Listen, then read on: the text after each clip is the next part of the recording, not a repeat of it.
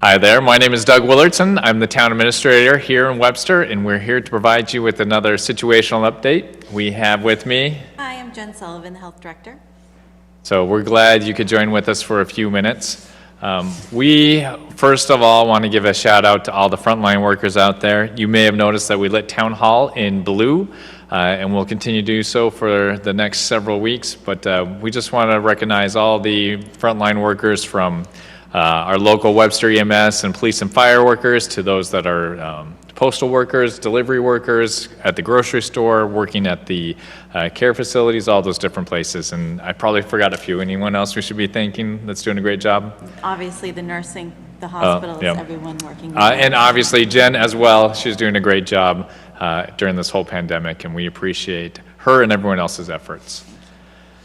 Another group we want to share a big thanks with is the Webster Dudley Food Share. They have been collecting food and safely delivering it to those who are in need.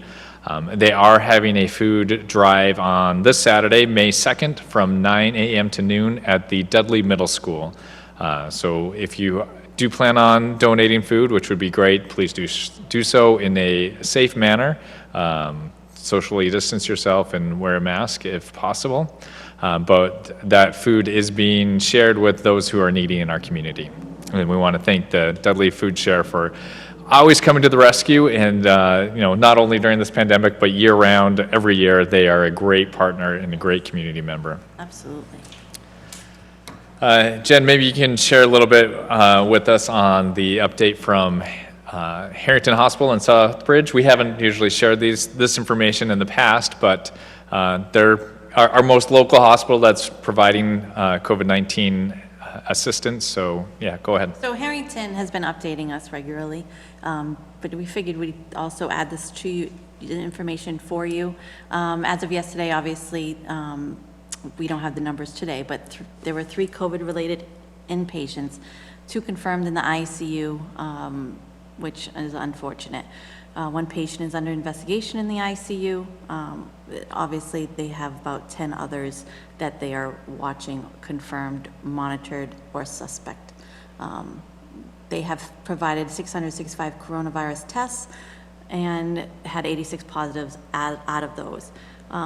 There's been multiple places where people can go to test, so we can't give you the numbers of actual residents in Webster that have been tested, but again, we know what Harrington has provided, so we're fortunate for that information. Yeah, no, thank you.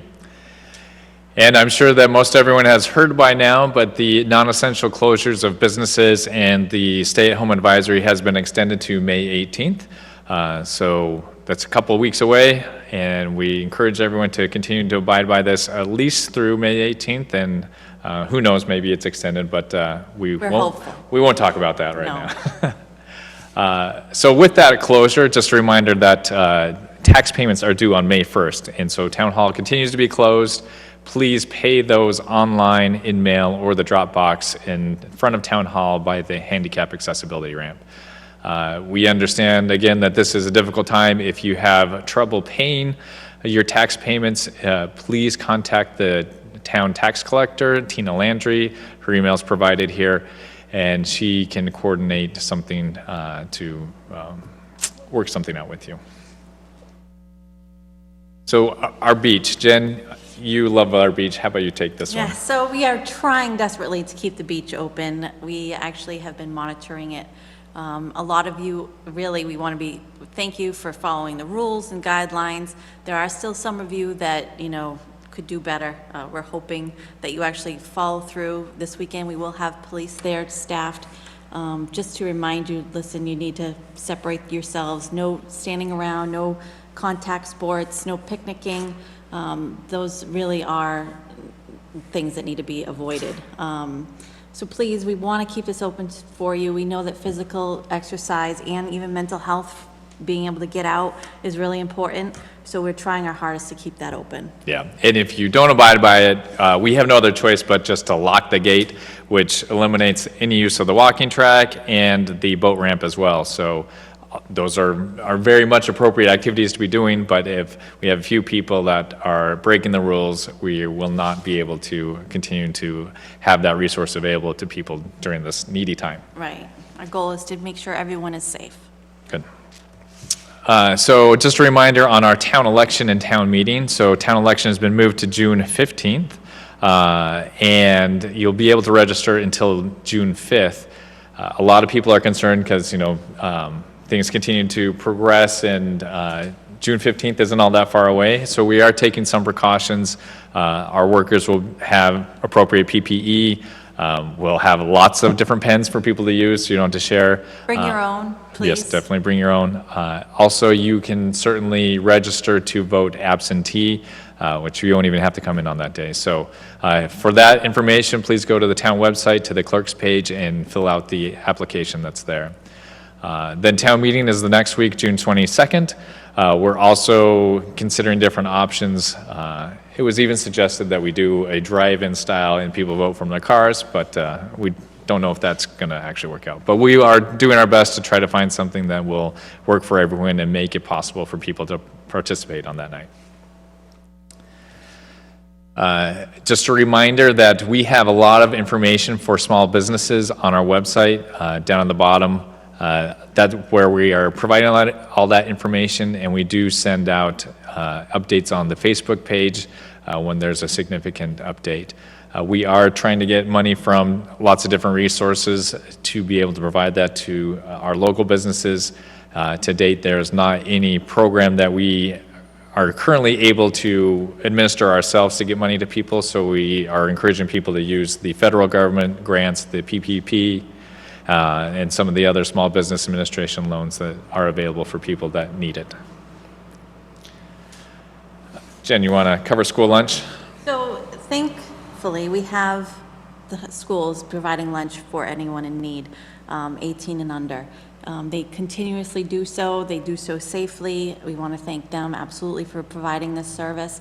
It is absolutely available from 11 a.m. to 1 p.m. daily at the 3 schools, Bartlett, Webster Middle, Park Ave. And there's no judgment, no risk of going there and getting your lunch. So please, if you need it, please go and get some. And the food's pretty good. Yes. So, yeah. Here we have an update from the state government on the number of cumulative and daily cases in the state. So in our daily updates that we put on the website, this information is linked to it. So there's a lot of other graphs and information there that people with mathematical backgrounds might appreciate. But just taking a look at this, we did have a big spike earlier about a week ago. A lot of that was due to extra testing, but again, our cases are not decreasing yet. That's why the governor has extended the stay-at-home advisory through May 18th. And hopefully we can get this to plateau and eventually start coming down. Jen, will you cover this? Yes. So the state is now releasing what is called the Community Tracing Collaborative, which will mean that if you see a number, the 3 numbers that are listed here, we will be calling you if you are a positive COVID patient or a contact of a positive COVID patient. So if you could keep a lookout for these numbers, it's really important that you answer. It will be myself and others that will be calling, just to tell you of your diagnosis. If your doctor has not yet to call you, we also call. We discuss, your symptoms, when they started, who you were in contact with 48 hours prior to your first onset of symptoms. If you didn't have any symptoms, but yet you tested positive, we ask who you were with 48 hours prior to your positive test result. So please, it's really important to, keep track of everyone who has been in contact with you so we can provide them with the information they need. We'll give you information on isolation and what is required in your home for isolation, away from your family members, the safe measures to take. We also will be contacting your contacts, telling them that they have been in contact with someone that tested positive. It's all confidential information. We would not be giving any of your information out for the safety of the actual positive suspect. So please, if you see these numbers, take record of that. Please answer your phone. It's the best way we can help each other to stay safe, to try to keep the numbers down. And I'm always here for questions or concerns, and the top number is actually my phone, work phone number. Please feel free to reach out anytime if you have questions, concerns. If you need something, I will do my best to help you. Answer, if I don't know the answer, I will find out for you.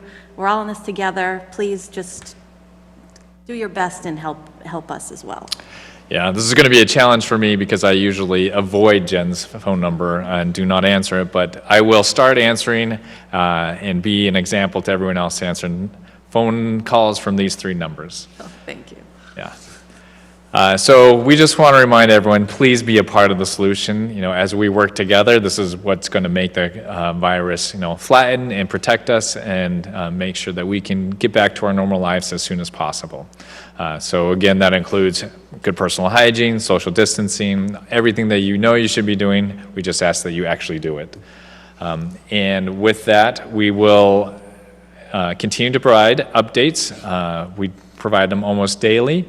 And Jen shared her cell phone number, also her email's here, and you're welcome to reach out to us via our website and our social media platforms as well. I just wanted to also thank Doug. He actually has been updating the website for us. He's been an absolute asset because we wouldn't be able to do it all. So thank you so much for updating and keeping everyone informed that way. That's why I there's... also want to congratulate you on your review that you just had. And your stellar review from his employees to the community, from the selectmen.